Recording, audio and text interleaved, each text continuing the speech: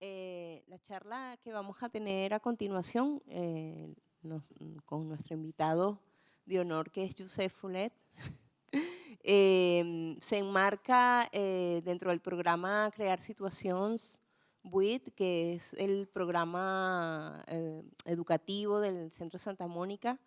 Dentro del programa, que son 8 sesiones, tendremos 3 sesiones abiertas al público, esta es la segunda, y hemos invitado a Youssef, que es un periodista, investigador, activista antirracista, que desde hace muchos años trabaja de una manera sistemática cómo funciona el racismo en el Estado español a partir de muchas aristas. Es un referente, hay que decirlo a esta altura, es un referente del activismo antirracista del Estado. Es una persona a la que hay que leer y seguir en redes para entender a veces por cómo está funcionando el racismo en el Estado. Es un amigo también, una persona lindísima a la que yo le tengo una estima tremenda y a quien siempre vale la pena escuchar. Y lo hemos invitado a hablar de un tema que no es un tema del que suele hablar. Le hemos pedido, casi que le hemos encargado que traiga sus reflexiones sobre el racismo hacia el deporte. Y bueno, él, que siempre es muy buen amigo y responde, ha hecho la tarea. Eso pensamos. Gracias por estar aquí.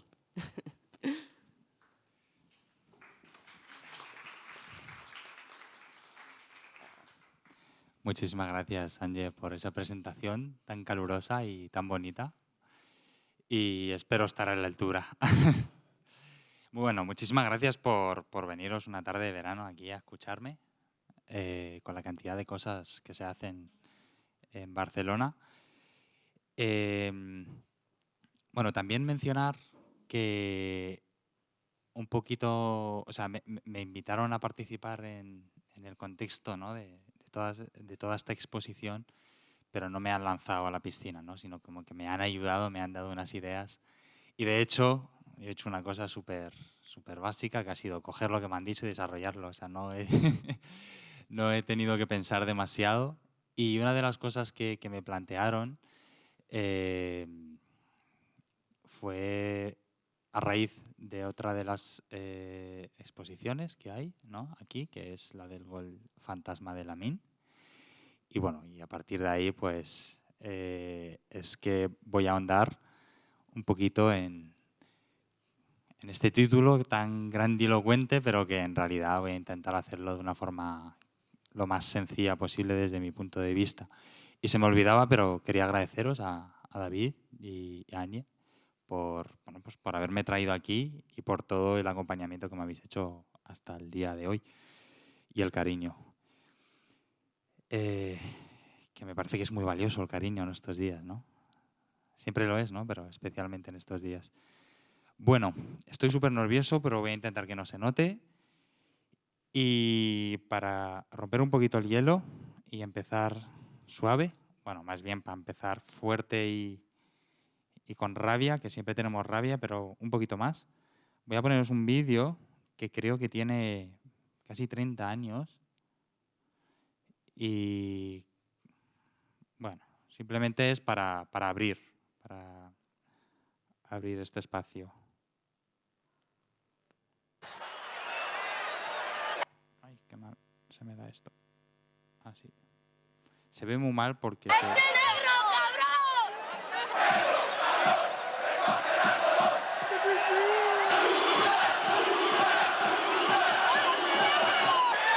La culpa ha sido del maldito negro de los cojones y del hijo puta de Andújar Oliver. ¡Ya está!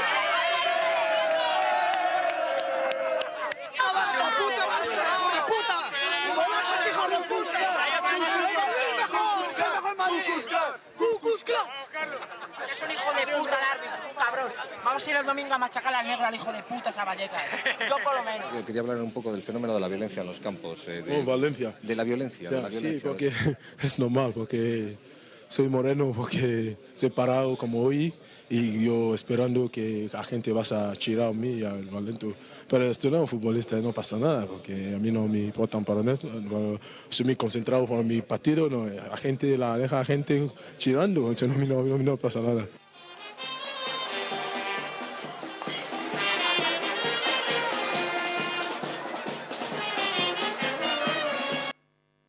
Bueno. Qué lejano y qué cercano, ¿no? Willy es una persona muy querida en el Rayo Vallecano, los hinchas del Rayo, porque bueno, es un portero histórico, murió hace ya unos cuantos años ya. Pero bueno, el vídeo creo que es un ejemplo en realidad de lo que era la sociedad hace unas cuantas décadas, pero que si miramos un poquito hoy a Murcia o a cualquier otro lugar, pues es bastante similar en ese sentido, ¿no? Sobre todo, este vídeo no es la primera vez que lo pongo. Siempre intento no ponerlo en determinados espacios, pero yo creo que hoy, bueno, pues venía bastante bien para la conversación. Y sobre todo me parece que es, de alguna forma, un vídeo que nos permite a las personas racializadas hablar de racismo. Porque en España hablar de racismo, y cuando digo España me refiero a todo el Estado español, hablar de racismo es una cuestión bastante lejana para quien no lo padece. Y de hecho, a lo largo de todos estos años, muchas veces para tratar de introducir o explicar la forma en la que se manifiesta el racismo, he tenido que tirar de fútbol, ¿no? O sea que en cierta medida la sociedad española entiende y asume que existe el racismo cuando hablamos de fútbol, ¿no? Y ahí también entra toda la construcción, ¿no? Que se vincula con la conversación que teníamos antes a nivel mediático, de a qué prestan atención, a qué se presta atención y qué se considera racismo, ¿no? Y creo que eso tiene mucho que ver también con que, bueno, también por una cuestión muy explícita, ¿no? Porque en el momento en el que pones el foco en lo que pasa en los campos y en las gradas y ves algo tan explícito como lo que hemos visto y oído, es difícil cuestionar que eso sea racismo, ¿no? Y también creo que tiene que ver bastante con la idea que hay de racismo, ¿no? El racismo sería, el racismo en el fútbol y el racismo, según se entiende en la sociedad española, sería pues eso que sale de la boca de estas personas, que al final son malas personas todas. Es una cuestión moral, personas irrespetuosas, que no tienen formación o que no conocen suficientes personas racializadas. Pero esto al final lo que hace de alguna forma es desplazarnos del debate o del enfoque del racismo como una cuestión estructural y del racismo como un fenómeno que es el que posibilita que esas personas puedan utilizar el racismo como un marcador y a fin de cuentas como una forma más de, bueno, pues de inferiorizar al adversario, ¿no? Por así decirlo, ¿no? Sin embargo, cuando se plantea el racismo en estos términos últimos, ¿no? Para que pueda existir ese racismo social de personas malas que van a los campos de fútbol a inferiorizar a otros en base a su cuestión, en base a su raza o la idea de raza, tiene que haber un sistema de dominación que lo permita. Ahí ya eso no es posible, ¿no? Porque eso aquí en España no pasa. Eso puede pasar en los Estados Unidos, pero eso aquí desde luego que no pasa, ¿no? Sin embargo, claro, si el racismo del Estado español no existe, y esto os sonará a muchos catalanes y a muchos catalanes, yo, que en mi DNI pone que soy español, ¿por qué soy moro? ¿No? Si el racismo no existe, ¿por qué yo soy moro? ¿No? Porque en mi DNI pone que soy español.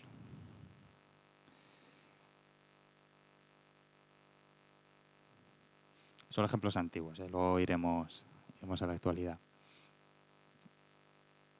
Y hablando de lo moro, que creo que es el tema de más actualidad, ayer, bueno, no sé por qué he dicho lo de ayer, a lo mejor porque estaba pensando que en esto ayer estaba en un espacio con bastantes personas blancas y me llamó la atención con la ligereza, esto no tiene nada que ver con lo que estoy contando aquí, pero con la ligereza con la que hablaban del moro, estando yo presente incluso, ¿no? Había un momento en el que estaba yo disociando porque estaban hablando de una cosa que estaba ahí presente, ¿no? Y eran personas blancas, ¿no? Y no eran conscientes de lo que estaban diciendo y haciendo, ¿no? Pero precisamente lo moro en España cobra una gran relevancia y yo quería traer lo moro desde lo estructural, pero a través del caso en particular de Lamine Yamal. Pues Lamine Yamal es verdad que es una persona negra, pero que curiosamente, ¿no? Creo que se le conceptualiza más desde el hecho de ser moro que de ser negro, ¿no? Independientemente de que su madre sea de Guinea Ecuatorial. Ahí habría que hacer una lectura también, ¿no? Su padre es marroquí, pero él es moro. Aunque, como veremos luego, con algunos de los ejemplos que he traído, pues lo negro, lo moro, lo no humano, a lo largo de la historia ha ido de la mano, ¿no? Luego entenderéis un poco esto, si no os he entendido bien. David, no sé si hablo muy despacio, lo mismo, tengo que arrear un poco. No, vale, perfecto, que yo hablo así. Entonces, bueno, Lamine es español, pero carga con una sospecha que es con la sospecha con la que cargamos todos. Los que seamos o no nacidos somos españoles, pero no somos blancos, ¿no? Y es una sospecha, entre comillas, porque hay un miedo en la sociedad acogedora, de, entre comillas todo, de que Lamine y cualquier otra persona española no blanca nos pueda traicionar, ¿no? De que ese racializado, esa racializada que hay en ese español se imponga sobre su españolidad, ¿no? Y esa sospecha que recae sobre Lamine es una sospecha que recae, incluso recae en el vecino de toda la vida que conocemos desde hace una década y que de repente vemos que le para la policía por una identificación racial y no nos cuestionamos quizá por qué se le está parando, sino que algo habrá hecho para que la policía lo identifique, ¿no? Quiero decir que al final esa sospecha siempre está ahí latente y es una sospecha que en el mundo del fútbol es muy evidente y es muy explícita, ¿no? Hay dos casos recientes, hay muchos, a lo largo de la historia futbolera de este país, pero dos casos muy recientes es el hecho de Brahim. No sé si conocéis al jugador del Real Madrid. Creo que es delantero. Y durante un tiempo se creyó que él iba a jugar con la selección española, porque tiene nacionalidad española, también marroquí, aunque creo que lo español se impone y los nacionales españoles estamos obligados a rechazar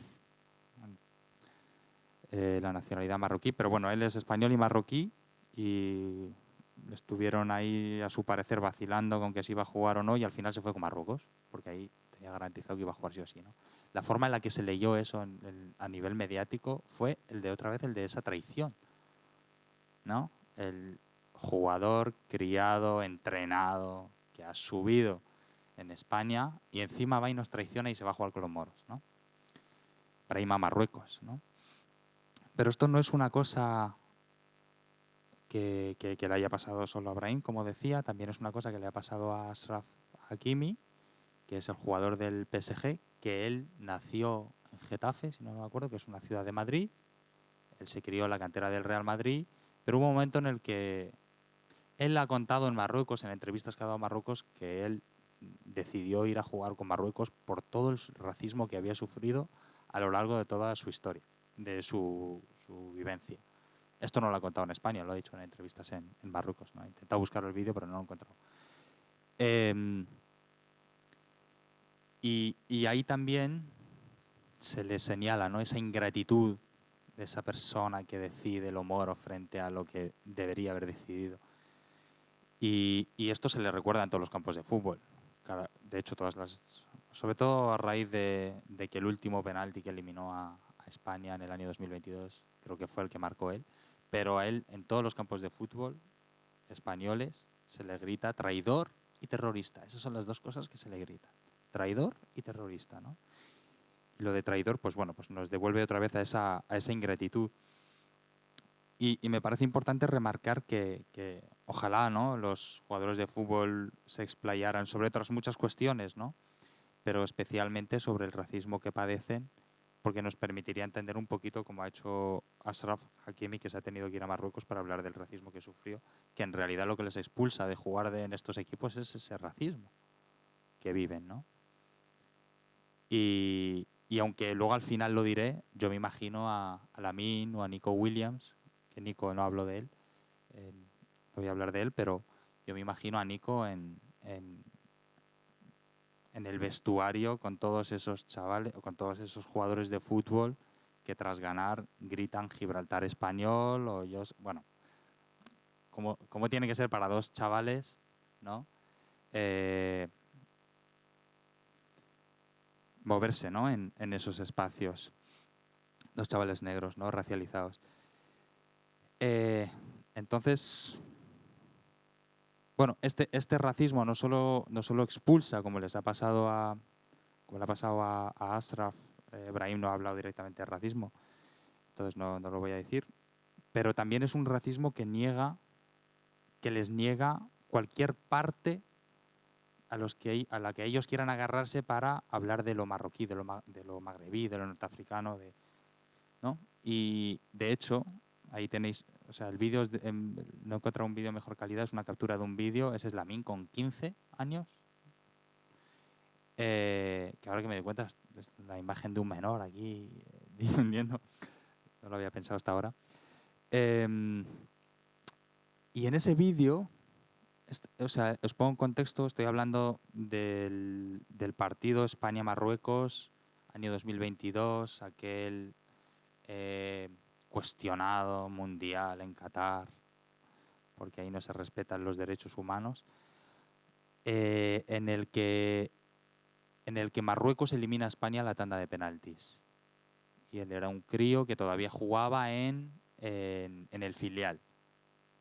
Y coincidió el partido, él estaba jugando un partido del filial y en el vestuario llevaba la camiseta de Marruecos debajo, que es la camiseta que le veis. Entonces estaba celebrando la victoria de Marruecos sobre España.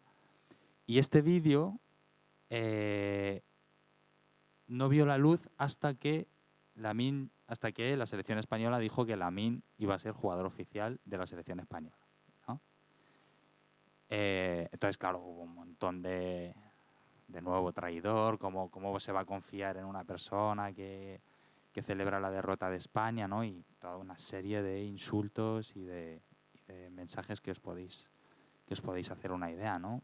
Entonces, bueno, al final la narrativa era cómo podemos creer o confiar en que esta persona que celebra la nacionalidad de su padre, y probablemente él se sienta marroquí también, ¿no? Pero ¿cómo podemos confiar en una persona así, ¿no? Y ese cómo podemos confiar en Lamine para la selección española es precisamente lo que vemos que le dicen y le recuerdan en todos los campos que no son el Camp Nou o el Montjuïc ahora, ¿no? Sin embargo, ahí estaba pensando en casos de jugadores de la selección española nacidos o nacionalizados en otros países a los que no les pasa esto, ¿no? No me han venido muchos a la cabeza, pero sí está el caso de Denhausen, creo que se dice así, ¿no? Que es jugador del Real Madrid, ahora jugador de la selección española, nació es neerlandés, o sea, vino con 5 años a Marbella, se crió ahí y ahora es español. O sea, en ninguna de las entrevistas que he escuchado unas cuantas, de los artículos que se ha escrito sobre él, se ponía en cuestionamiento, o en ningún campo se pone en cuestionamiento que este señor, que este chaval, pues yo qué sé, va a traicionar a España porque ha nacido en Países Bajos, creo que Países Bajos, ¿no? Entonces, bueno, vemos que en realidad la conversación no es una cuestión de nacionalidad, sino que tiene que ver, es una cuestión racial, ¿no? La conversación se tiene en términos raciales. Pero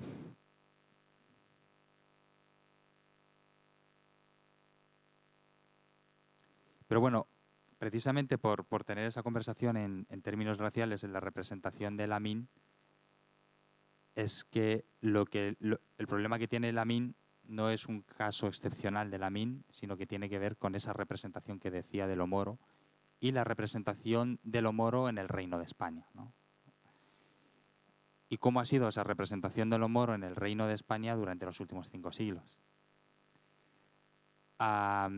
Y para mí, y os decía al principio, ha sido fundamental la exposición que hay del Gol Fantasma de Lamin, que si no la habéis visto, pues os invito a ir a verla después de escuchar esto, porque a lo mejor, si no eres una persona racializada, no te activa determinados pensamientos respecto a esa línea de gol.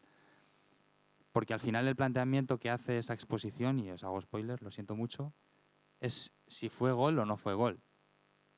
Que en realidad de lo que estamos hablando es de si Lamin es o no español, ¿no? ¿Dónde está la línea que determina su españolidad? ¿Dónde está esa frontera que debe constantemente de vencer Lamin y todos los que son como Lamin? Y esa representación histórica del moro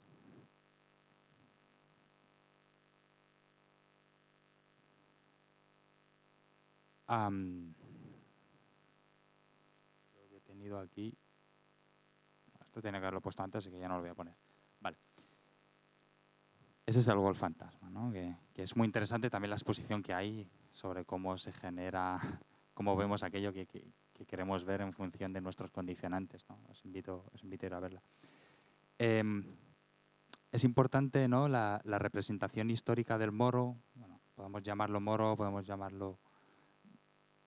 No nos interpela directamente a los mismos imaginarios, pero africano, magrebí, musulmán, aunque muchas veces se entrelazan y se correlacionan todas ellas, ¿no? Porque precisamente esa representación, como os decía, es una representación que ha variado a lo largo de los años, pero que sin embargo sí que ha mantenido ciertas narrativas discursivas que son bastante identificables, ¿no? De hecho, para mí es inevitable pensar constantemente y sentir Torre Pacheco todo el rato, y siento que es muy probable que lo que gritaban a los musulmanes hace 500 años es lo mismo que están gritando ahora en Torre Pacheco, ¿no? O sea que la imagen del moro ha podido ir variar a lo largo de los años, pero las narrativas se han mantenido bastante inmutables, ¿no?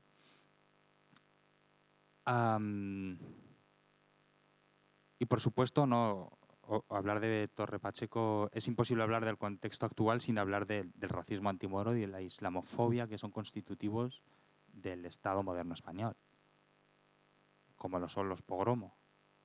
No solo con la población magrebí, sino con la población gitana, que sabe mucho de esto, ¿no?, desde hace siglos.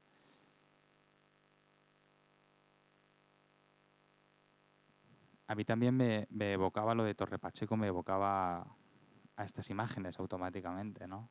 O sea, ha habido como toda esa relación,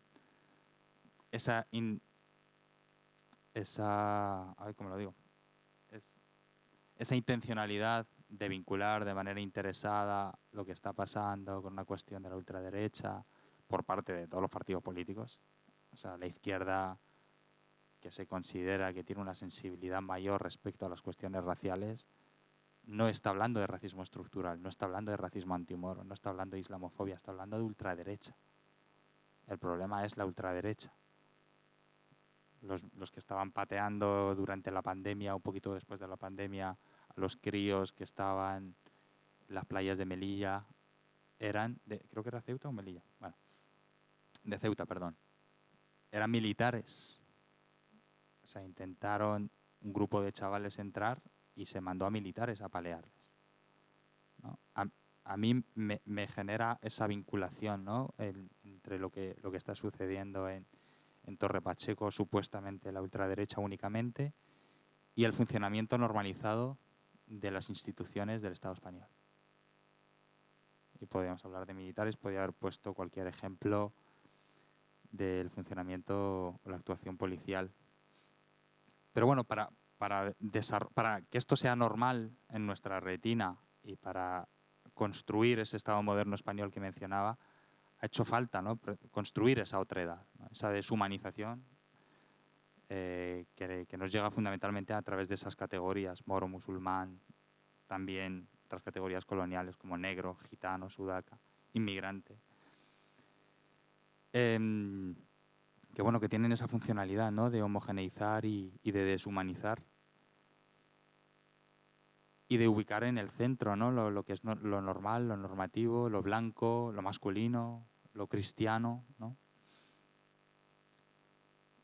Y esto necesariamente pues bueno, pues ha servido para justificar, ¿no?, la necesidad de humanizar al salvaje y civilizar.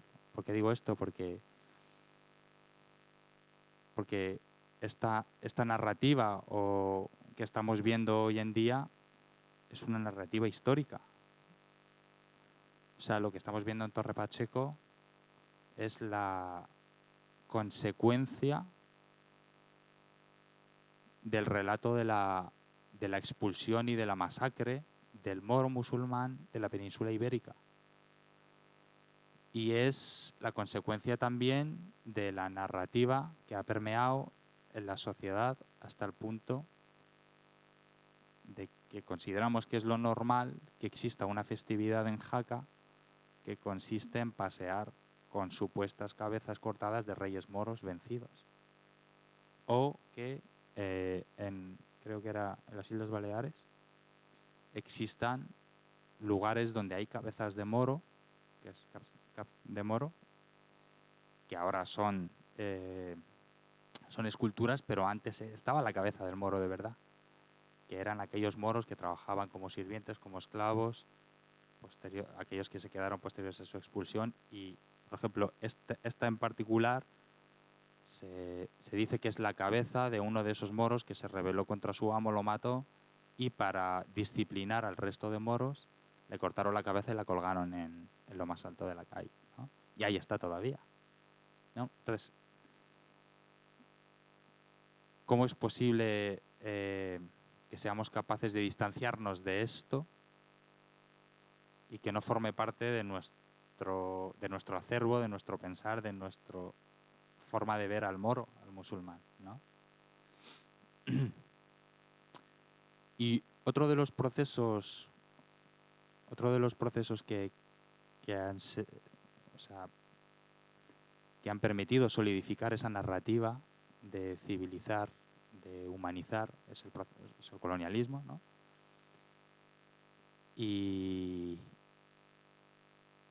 de colonialismo España sabe mucho, a pesar de que cuando se habla de colonialismo, creo que en la actualidad hay varios países de la Unión Europea que están, no digo que bien, pero están afrontando en cierta medida una conversación acerca de su historia colonial, pero eso en España ni lo olemos, ¿no? Creo que aquí en Cataluña se ha intentado y habéis salido a palos las personas que lo habéis intentado.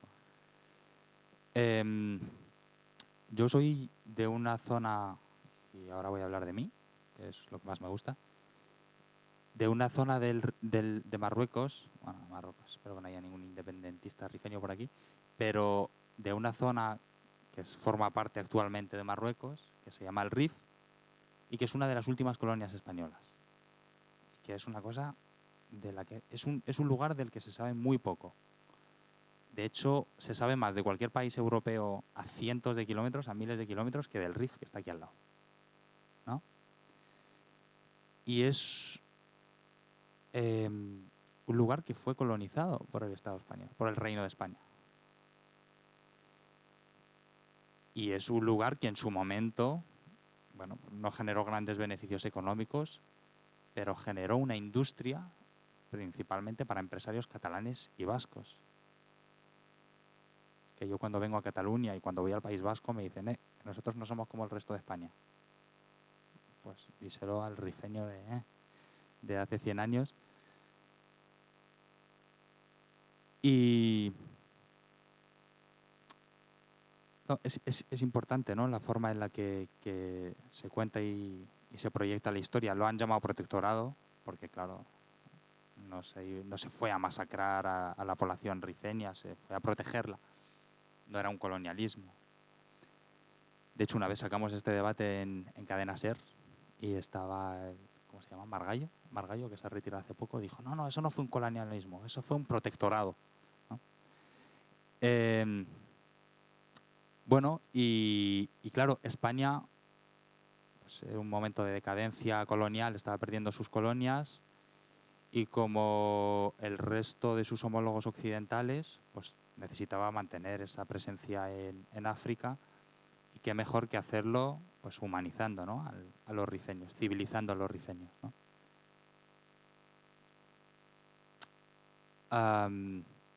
Pero claro, ese protectorado no cuenta, por ejemplo, lo que fue necesario hacer para mantener el RIF como colonia española, ¿no? Esto que tenéis ahora en pantalla son algunas de las ilustraciones que se han hecho históricamente acerca de lo que es un moro, ¿no? O sea, bueno, ya podéis ver, ¿no?, la animalización, lo negro como lo malo, lo diferente, ¿no? Y no sé si alcanzáis a leer los mensajes, pero bueno, están muy vinculados al miedo, sobre todo desde el género, ¿no? Que tu hija o que tu mujer no acabe con una así, ¿no? ¿Vale? Moro de la Cávila pone la primera, ¿no?, la que tiene el bozal. Y una de las cosas que tampoco se cuenta, obviamente de forma interesada y necesaria para el relato del protectorado español, es el uso de gases químicos. Yo siempre lo cuento porque como apenas hay conocimiento, pues intento colarlo como lo estoy colando en esta charla. O sea, ¿cuánta gente sabe que España bombardeó con gases químicos a la población civil del RIF? Yo siempre hago esta pregunta y levanta la mano 3. Y eso pasó hace exactamente 100 años y fue a consecuencia de que la población rifeña, que organizó milicias para expulsar al colono español, recuperó una zona del territorio proclamando la República del Rif. Y la forma que encontró España de resarcirse de que unos indígenas, como les llamaban, les habían echado como potencia militar que eran, fue pidiendo ayuda, entre otros, a Inglaterra, Francia, Alemania, quien les prestó la aviación y los gases para bombardear población civil. En ese momento, la población rifeña vivía en aldeas con viviendas muy separadas, entonces lo que hacían era esperar a los días de zoco y bombardeaban los zocos, ¿no? Y esos gases químicos, sus consecuencias siguen, o sea, las consecuencias de esos gases químicos siguen hasta el día de hoy. De hecho, un estudio que se hizo un poco desfasado ya, pero creo que fue en el año 2015, y digo desfasado porque tampoco es que al Reino de Marruecos le interese bajo ningún concepto mostrar cualquier cuestión que suceda en el RIF, porque también hay una relación ahí de subordinación respecto al pueblo rifeño, de dominación, perdón. Esas consecuencias de los bombardeos químicos tienen que ver con que, por ejemplo, en los casos que llegaban en la primera década del siglo XX a Rabat, a la capital, los casos de cáncer venían en un 80% del RIF. Eso es un estudio que se hizo en Marruecos en esa época. El 80% de los casos de cáncer de todo Marruecos eran personas que venían desde el RIF a las clínicas de Rabat. Obviamente, cuando esto se plantea en el debate del Estado español, nos dicen, ¿qué pruebas tenéis, ¿no?, de que esto sea así? Bueno, esos bombardeos químicos no solo mataron a población civil, también contaminaron, aniquilaron la fauna, la vegetación, contaminaron acuíferos. Las décadas posteriores fueron de una hambruna brutal que mató también a muchísima gente. Pero claro, eso no ha pasado. No hay ningún reconocimiento explícito. Creo que Esquerra Republicana lo intentó hace unas cuantas décadas y se quedó sola. Y es muy importante también esto de los bombardeos lo traía no solo por la cuestión específica de los moros, sino también por la narrativa que se empleó. El Tratado de Versalles, que prohibía, si no me equivoco, el uso de estos gases químicos sobre población civil, había un debate en la cúpula del protectorado, ¿no? O sea, todos los que mandaban sobre la colonia rifeña, de si podían usar esto porque el Tratado de Versalles se lo impedía, ¿no? Creo que era el Tratado de Versalles. Y ellos decían que claro que se lo permitía, porque el Tratado de Versalles habla de personas. El Tratado de Versalles dice que no se pueden utilizar armas químicas contra pueblos civilizados. No que no se pudiera utilizar sobre pueblos incivilizados. Y la prensa de Madrid de hace un siglo lo decía tal cual. De hecho, ahí tenéis un telegrama. Es un telegrama enviado por Dámaso Berenguer, el entonces alto comisionado del Protectorado Español, figura de máximo poder en el Marruecos colonial, con fecha del 12 de agosto de 1921 y dirigido al entonces ministro de Guerra español, Luis Marichalar y Monreal, en el que Berenguer expone: siempre fui refractario al empleo de gases asfixiantes contra estos indígenas, pero después de lo que han hecho y de su traidora y falaz conducta, he de emplearlos con fruición, ¿no? Bueno, a mí lo de la palabra traidor me resuena todo el rato, ¿no? Me vuelve, y lo voy a utilizar para agarrarme para dar un salto de un siglo y volver hasta al momento actual y lo que estábamos hablando al principio, ¿no? Porque al final no importa que haya una política migratoria que cause más de 10.000 muertos, o seguro que son muchos más. El último informe de Caminando Fronteras hablaba de 10.000 personas muertas tratando de llegar a suelo español en el año pasado. Aún así se habla de sociedad acogedora, pero bueno, digamos que sí que es una sociedad acogedora y que acoge, pero esos a los que se acoge siempre es desde la sospecha, ¿no? Por esa ingratitud histórica y esa ingratitud que va en su genética racial, ¿no? Y la verdad es que este cuestionamiento de su pertenencia, de su adhesión, de su legitimidad, no es una cosa que le pase solo a Lamine, ni siquiera es una cosa que le pase a la gente del mundo del fútbol, porque debates sobre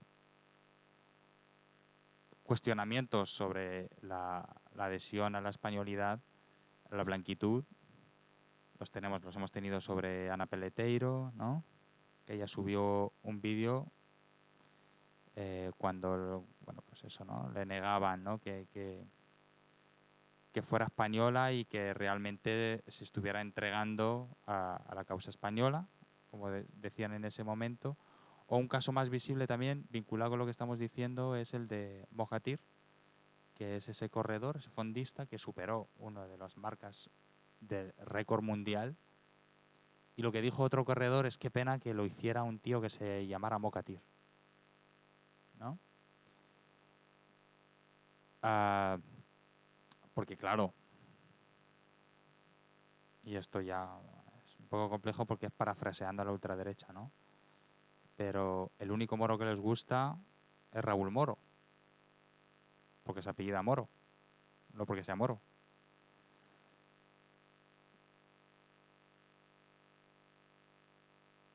He visto que os han puesto aquí en Barcelona creo que es aquí en Barcelona, ¿verdad? No me estoy equivocando. Se han puesto ahí un mural súper bonito que tiene 2 cámaras vigilándolo todo el tiempo. Pero bueno, esta imagen también es como, evoca un montón de cosas, ¿no? Y también creo que es un poquito cómo se le ve desde las comunidades racializadas a Lamine, ¿no? Un poco con ese halo de superhéroe, ¿no? Pero que no hay que olvidar que ahora es un chaval, ahora 18, ¿no? Después de su polémico cumpleaños. Me río sin reírme. Pero bueno, es un superhéroe, pero yo, viniendo aquí, bajando en Sants, pasaba a David un mensaje, ¿no? De las redadas racistas que había. Estaba viendo en Sants. Y lo compartía y me publicaba y me decía otra colega, me decía, pues aquí en las estaciones de autobuses de Barcelona también. No recuerdo la zona que me dijo, ¿no?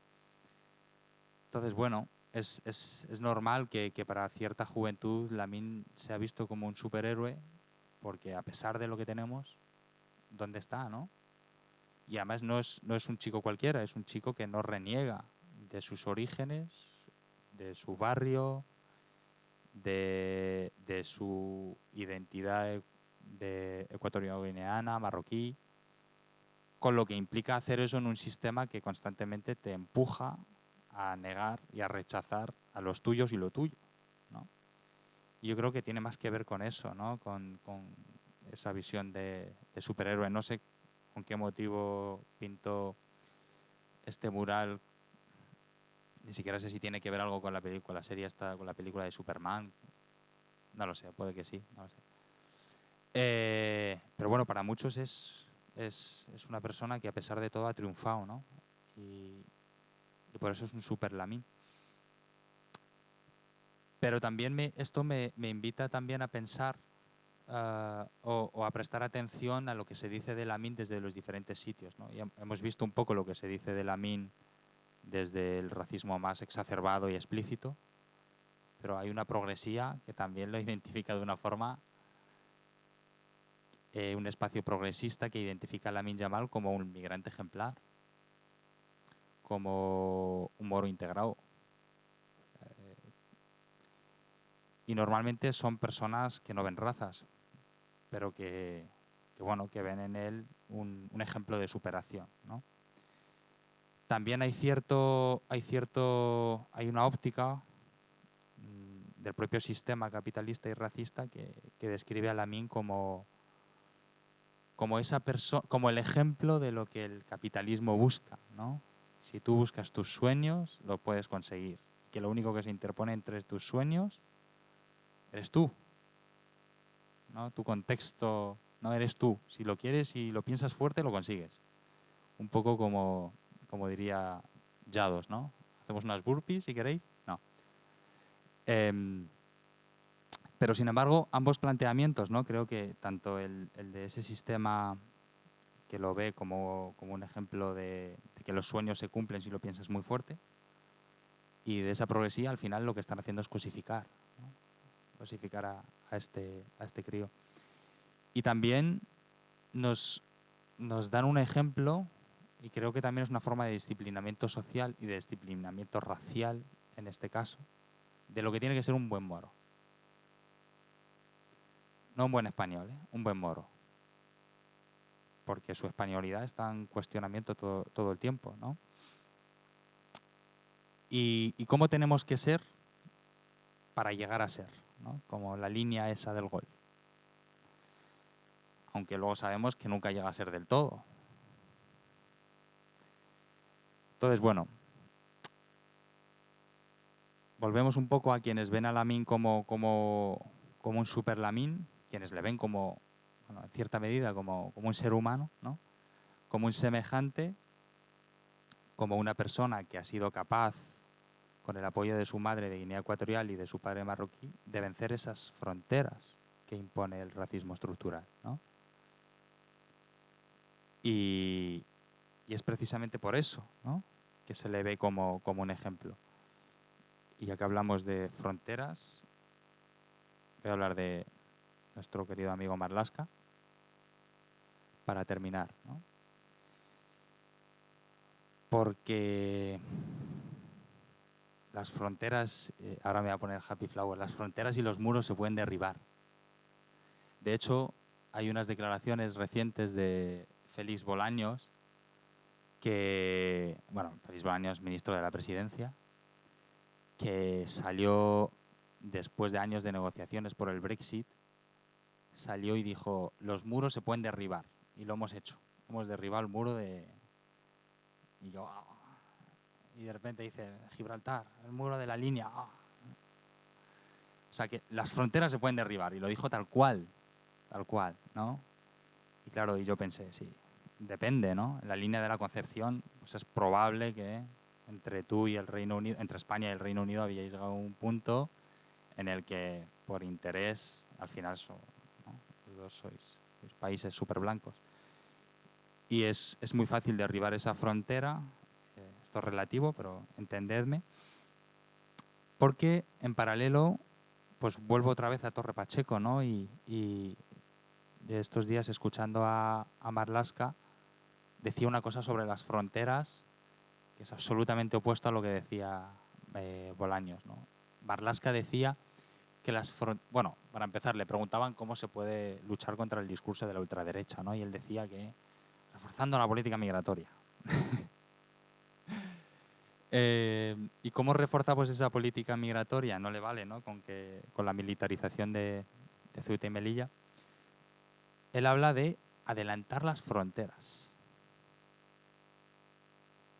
No tienen suficiente con tener esos dos enclaves coloniales, con esas fronteras mortales, sino que hablan de adelantar la frontera. Y justo hoy han ido para ahondar en el adelantamiento de esas fronteras. Hoy ha hecho un viaje Pedro Sánchez a Mauritania, con todo el gobierno, con varios de sus ministros, porque necesitan adelantar esas fronteras. Mauritania es uno de los primeros países a los que se subcontrató el control migratorio. Aunque se hable más de lo que hace Italia y de lo que hacen otros países, España es uno de los primeros países que subcontrata a otros países para que literalmente maten a personas migrantes en otro territorio. Eso es adelantar fronteras. Entonces, bueno, lo de Félix Bolaños es relativo porque tiene que ver con dónde están esas fronteras, ¿no? Porque esas fronteras marcan una línea, como la línea que marcó el gol que se anuló a Lamine, y esas fronteras determinan quién es y quién no es, que al principio del todo tenía ese título de ser o no ser. No me estoy refiriendo a, creo que era, ¿quién era? ¿Shakespeare? ¿Ser o no ser? No, estoy hablando de Fanon, o sea, el ser o no ser fanoniano. Os invito a leer a Fran Fanon. Y esas fronteras se escriben en términos raciales, fundamentalmente, ¿no? De hecho, ahora que se está modificando, se ha modificado todo el reglamento Schengen para que las fronteras no sean tan permeables, aunque se ha dicho que se tiene que hacer, entre otras muchas cosas, para luchar contra el terrorismo, porque todo es para luchar contra el terrorismo. ¿Y quién no va a querer luchar contra el terrorismo, verdad? También para luchar contra Putin, pero fundamentalmente la reforma de Schengen ha sido para que se pueda perfilar racialmente. Os invito a leer la reforma del Código de Schengen. Entonces esas fronteras se hablan en términos raciales y son unos términos que naturalizan, normalizan y acaban expresándose en cualquier campo del fútbol. Porque lo que pasa en los campos de fútbol no es más que la consecuencia, el reflejo de lo que pasa a nivel político, institucional y en la sociedad. Y porque el racismo en el fútbol y sobre los futbolistas, que es un poquito lo que he intentado traer aquí, no es más que la expresión de algo que es sistémico y estructural, que es el racismo.